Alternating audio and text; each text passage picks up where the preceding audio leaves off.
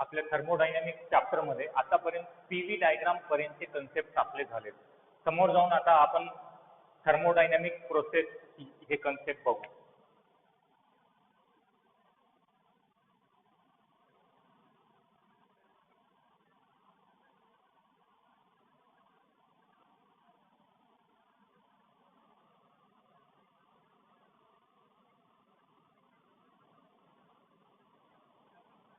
Suppose एखाद्या सिस्टममध्ये state variable जर बदलत असतील तर त्या प्रक्रियेला आपण थर्मोडायनामिक प्रोसेस असं म्हणतात. स्टेट व्हेरिएबल जर बदलले तर थर्मोडायनामिक स्टेट बदलला आणि या प्रक्रियेला आपण म्हणतात thermodynamic process. Thermodynamic process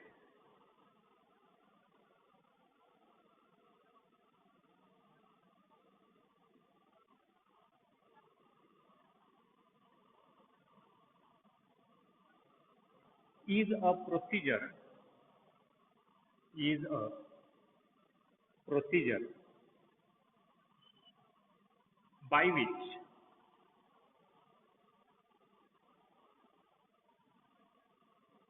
initial state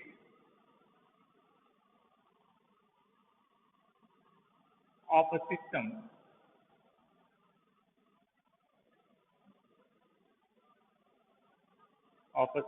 changes to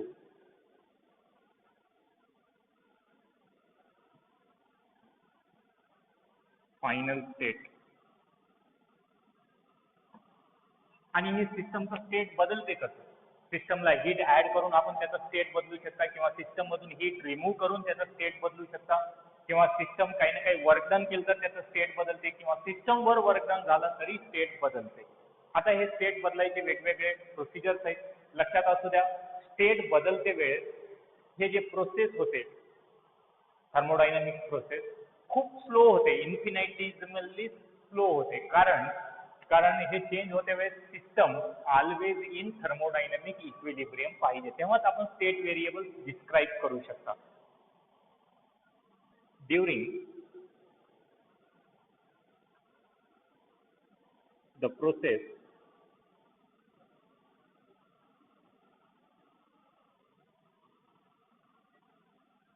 of change of state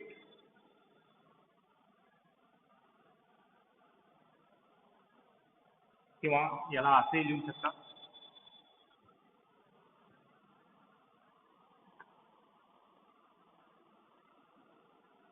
process of change of state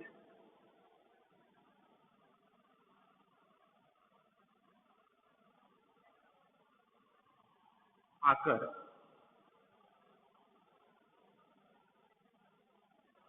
infinitesimally slow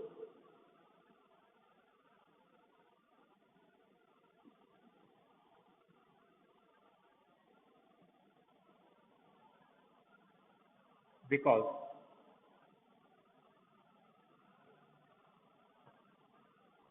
the system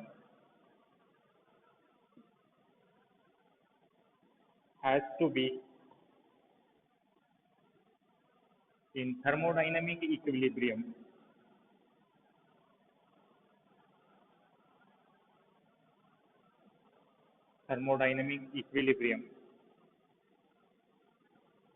so that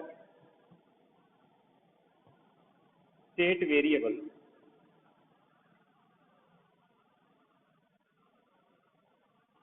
can be defined किंवा described. State variables can be described at any instant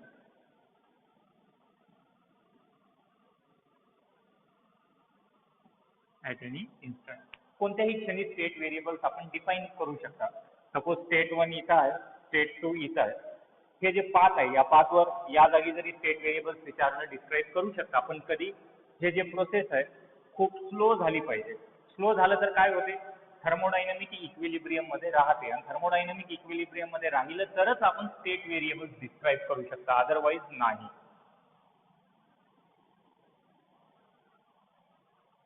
आणि जेव्हा खूप slow procedure होते त्या सिस्टमला आपण क्वाझी static system म्हणतात. Wien this type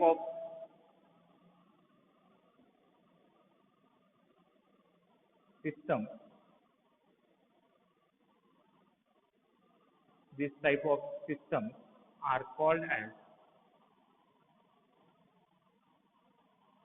quasi-static system.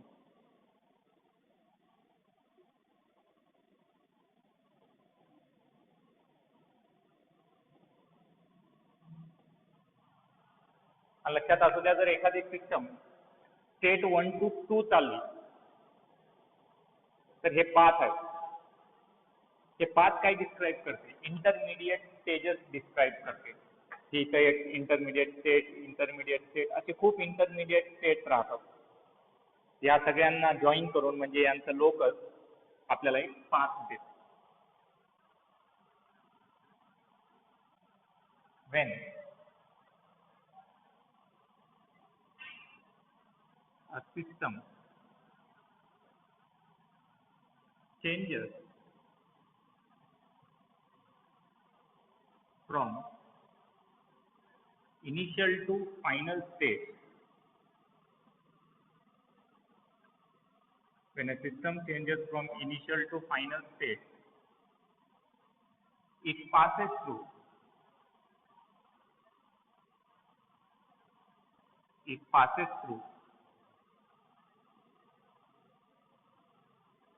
series of intermediate states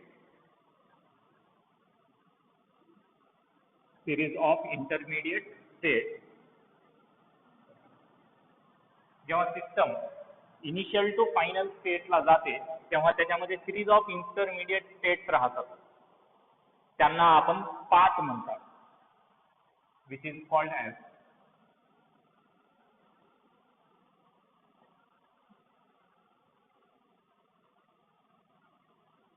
path. आणि ते पाथ आपण कुठे रिप्रेझेंट करतात? पीव्ही डायग्राम मध्ये, सिस्टमच्या पीव्ही डायग्राम मध्ये रिप्रेझेंट करतात. चला लिहून घ्या.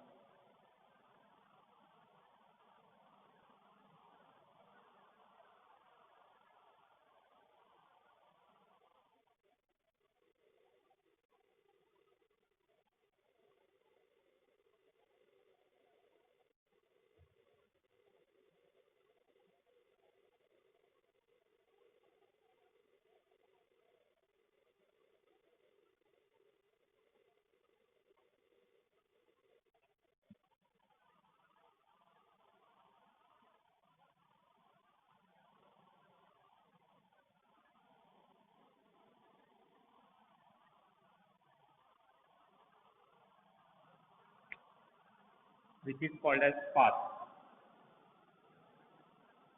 when represented on PV diagram.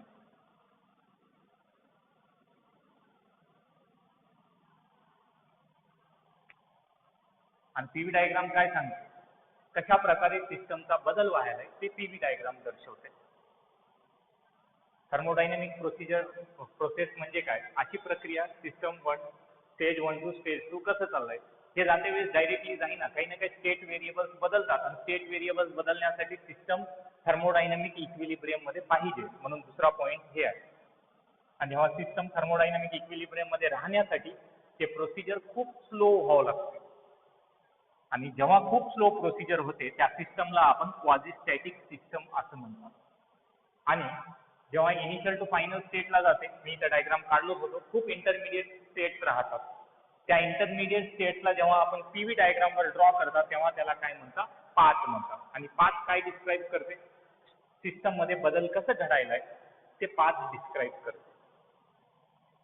चला आता आपण एक थर्मोडायनेमिक प्रोसेस मध्ये वर्क डन कसा होते ते बघू.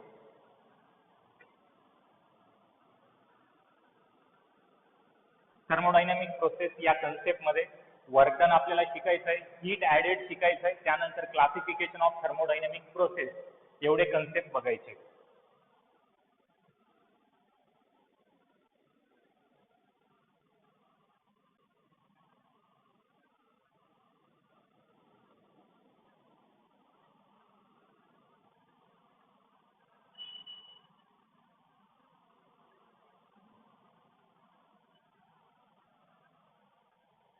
वर्क डन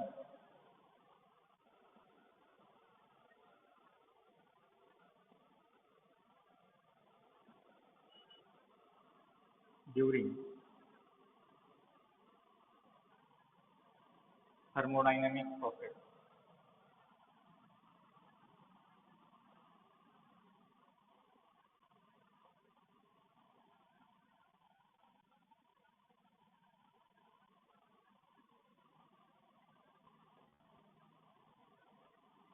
ड्युरिंग म्हणू शकता किंवा work done in thermodynamic process असंही म्हणू शकता.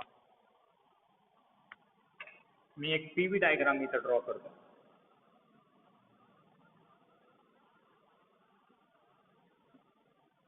एक्स ॲक्सिसला आपण व्हॉल्यूम ॲक्सिस म्हणू, प्रेशर ॲक्सिस.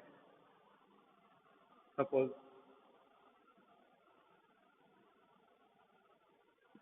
इनिशियल स्टेट हे आहे, final state B. Initial to final असा थर्मोडायनामिक प्रोसेस व्हायलाय आणि स्टेट बदलायला. Initial state, final state of the system.